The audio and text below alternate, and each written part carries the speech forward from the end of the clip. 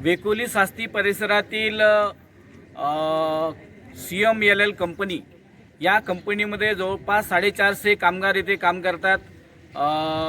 Truck driver काम करतात, त्याच्यासोबत त्याचे हेल्पर काम करतात आणि इतर जे आहे मशीन दुरुस्ती करणारे असे अनेक जे इथे कामगार काम करतात।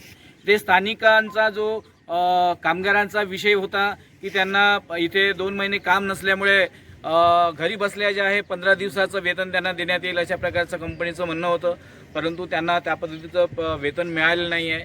अनेक समस्या इथे कामगाराच्या बाबतीमध्ये होत्या आणि म्हणून महाराष्ट्र नवनिर्माण कामगार सेनेचे जिल्हाध्यक्ष मंजी अंडेवार यांच्या नेतृत्वामध्ये सर्व जे आहे हेल्पर लोकांनी जे आहे इथे संघटित होऊन महाराष्ट्र नवनिर्माण कामगार सेनेची जी आहे शाखा तिथे प्रवेश घेतलेला आहे आणि ते सदस्य झालेले आहे।